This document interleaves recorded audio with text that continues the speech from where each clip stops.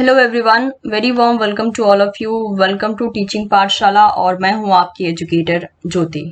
इस particular video में हम बात करने वाले हैं अगेन प्लाज्मा मेम्ब्रेन के बारे में, बट ये होने वाला है पार्ट 2। इससे पहले पार्ट 1 अपलोड कर दिया गया है, तो अगर अभी तक आपने वो वीडियो नहीं देखा है तो आप चैनल पर स्विच करके पहले पार्ट को देख सकते हैं, बिकॉज पहला पार्ट अगर आप नहीं देखेंगे तो सेकंड पार्ट समझ में नहीं आएगा। इवन दो आप लोग की रिक्वेस्ट पे मैं सेल बायोलॉजी का प्लेलिस्ट क्रिएट कर चुकी हूं, तो आप डायरेक्टली प्लेलिस्ट से भी सारे वीडियो को एक्सेस कर सकते हैं। So let's proceed. Okay, so last video में मैंने आपसे कहा था कि लिपिड्स जो होते हैं वो एम्फीफिलिक होते हैं नेचर में। तो कुछ स्टूडेंट्स का कहना था मैम इट इज एम्फीफैटिक। तो make sure guys there are some names, जैसे कि एक ही चीज को बोलने का तरीका अलग अलग होता है, जिसे हम बोलते हैं सिनोनिम्स। तो वैसे ही ऐसे मॉलिक्यूल्स के लिए जिसके पास that is the hydrophobic as well as hydrophilic part दोनों होता है, हाइड्रोफिलिक एंड हाइड्रोफोबिक। हाइड्रोफोबिक को हम लाइपोफिलिक भी कहते हैं, क्योंकि अगर वो वाटर हेटिंग है तो very obvious they should be a lipid loving. तो ऐसे मॉलिक्यूल्स जिनके पास हाइड्रोफिलिक एंड हाइड्रोफोबिक पोर्शन या पार्ट दोनों होता है, ऐसे मॉलिक्यूल्स को एम्फीफिलिक भी कहा जाता है, एम्फीफैटिक्स भी कहा जाता है एंड एम्फीफाइल्स भी कहा जाता है। तो नाम को देखकर कंफ्यूज नहीं होना है, बिकॉज तीनों नाम का मीनिंग एक ही है। तो इस बेसिस पे हम कह सकते हैं कि lipids are amphipathic oblique amphiphilic molecules. Okay fine. तो आज जैसे कि आप टॉपिक देख सकते हैं, आज के टॉपिक में हम बात करने वाले हैं फॉस्फोलिपिड्स के बारे में। क्यों बात करने वाले हैं? बिकॉज लास्ट वीडियो में मैंने आपसे कहा था जो लिपिड बाइलेयर होती है, मेनली लिपिड्स मॉलिक्यूल के बारे में अगर हम बात करें तो जो लिपिड बाइलेयर होता है वो टोटल 3 क्लासेस ऑफ लिपिड्स का बना होता है। पहले क्लास को कहा गया है फॉस्फोलिपिड्स, दूसरे को कहा गया है ग्लाइकोलिपिड्स एंड तीसरे को कहा गया है स्टीरॉल। तो ग्लाइकोलिपिड्स और स्टीरॉल के बारे में हम पार्ट 3 में बात करेंगे। इस पर्टिकुलर वीडियो में हमारा सोलली फोकस होगा that is on phospholipids, right. तो चलिए शुरू करते हैं। तो अगर हम लिपिड्स कहें या फिर फॉस्फोलिपिड्स कहें, ठीक है, दोनों का कंपोजिशन सेम ही होता है, that is they are amphiphilic और एम्फीफैटिक। कहने का मीनिंग ये हो गया कि फॉस्फोलिपिड को हम बहुत ज्यादा स्पेसिफिक फॉर्म में बोलते हैं। Lipid is a very generalised term, phospholipid is a specific term.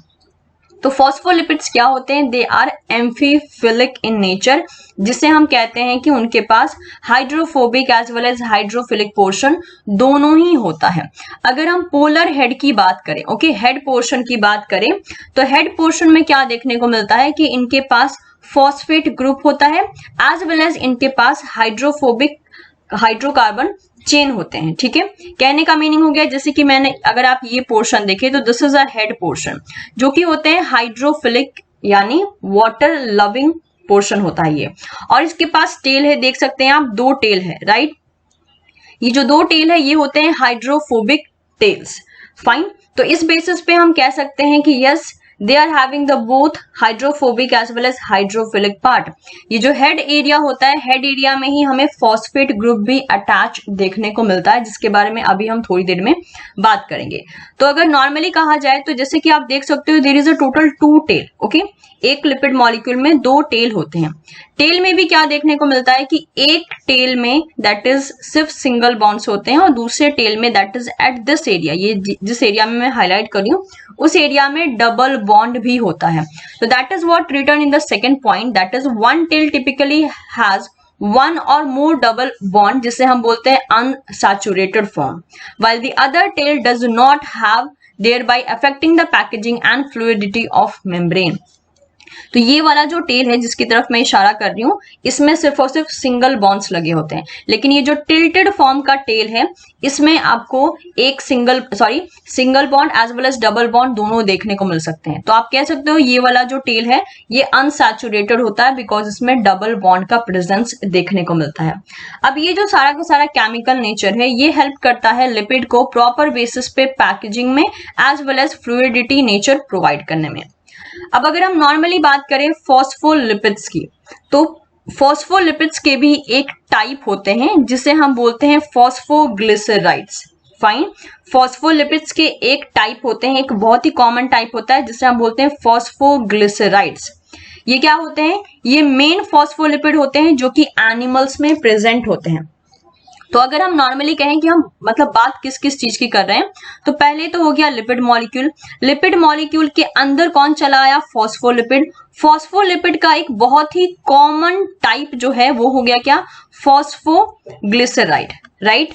और ये फॉस्फोग्लिसराइड बहुत ज्यादा मेन फॉस्फोलिपिड्स होता है, that is in case of animals. As well as इसको फॉस्फोग्लिसराइड क्यों कहा जाता है? क्योंकि ये ग्लिसरॉल बेस्ड फॉस्फोलिपिड होता है। देखिए इन सब का एक अच्छी बात ये होती है कि अगर इनके नाम को आप बहुत ज्यादा ध्यान से पढ़ेंगे ना, तो आपको आधे से ज्यादा प्रॉपर्टी इनकी समझ में आ जाएगी। जैसे कि फॉर एग्जांपल जब मैं बोल रही हूँ फॉस्फोग्लिसराइड यानी ग्लिसरॉल बेस्ड फॉस्फोलिपिड, इसमें एक ग्रुप ऐड होता है जिसे हम बोलते हैं ग्लिसरॉल। और ग्लिसरॉल जो होता है वो मेनली क्या करता है? ऐड होने के कारण इस पूरी कैटेगरी को नाम दे देता है फॉस्फोग्लिसराइड।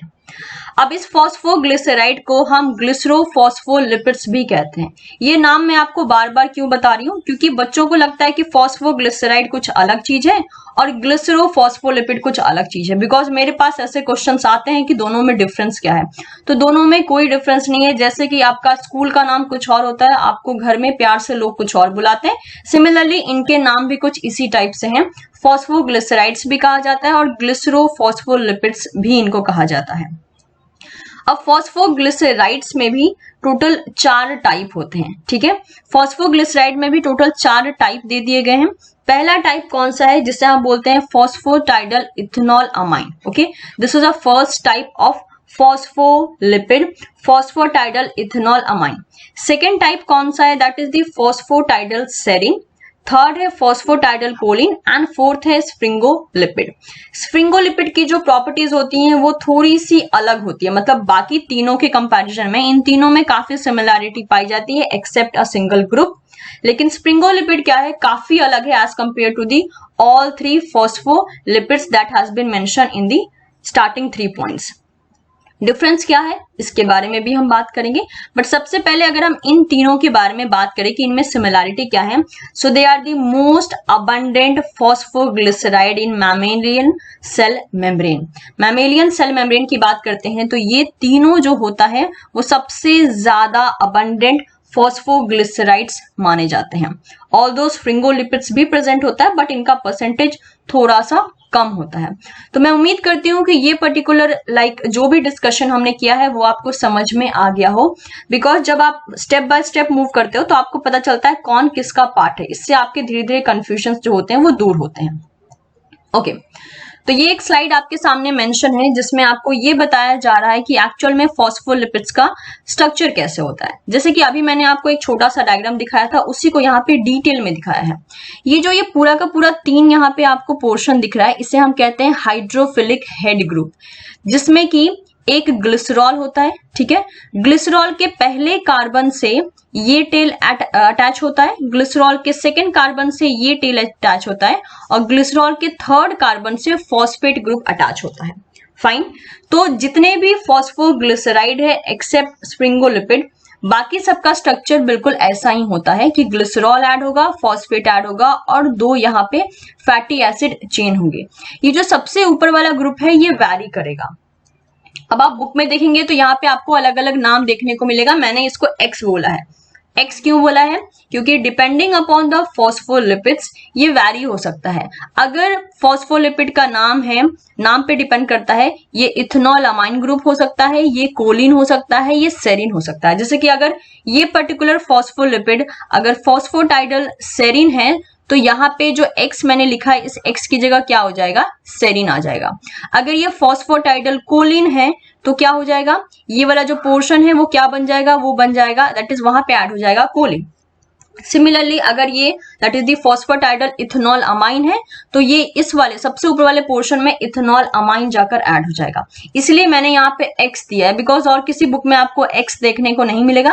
मैंने X यहाँ पे इसलिए लिखा है क्योंकि X कुछ भी हो सकता है, इथेनॉल अमाइन हो सकता है, कोलिन हो सकता है, सेरिन हो सकता है, डिपेंडिंग की किसकी बात कर रहे हैं। जैसे कि अगर फॉस्फोटाइडल इथेनॉल अमाइन है तो उस X की जगह पे इथेनॉल अमाइन ग्रुप होगा।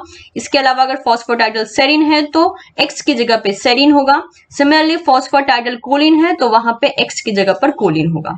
फाइन, ओके तो ये हमने डिस्कस कर लिया कि प्लाज्मा मेम्ब्रेन में जो फॉस्फोलिपिड्स होते हैं वो कैसे और क्या कंपोजिशन शो करते हैं। ये जो दो टेल आप देख रहे हैं इसको हम कहते हैं फैटी एसिड टेल, और ये क्या होते हैं, ये होते हैं एक्चुअल में हाइड्रोफोबिक टेल, यानी ये वाटर में सॉल्युबलाइज नहीं करते हैं। तो यहाँ पे आपके सामने एक बड़ा सा पिक्चर रखा हुआ है, मैंने क्या किया, मैंने एक यहाँ से फॉस्फोलिपिड को लेकर आपको जूम फॉर्मेट में दिखाया है कि एक्चुअल में काम कैसे करते हैं। अब आई थिंक आपको समझ में आ रहा होगा कि हम इसको फॉस्फोग्लिसराइड्स क्यों कहते हैं, because it is a glycerol based lipid, इसमें ग्लिसरॉल एडेड है, इसलिए हम इसे फॉस्फोग्लिसराइड्स भी कहते हैं। फाइन।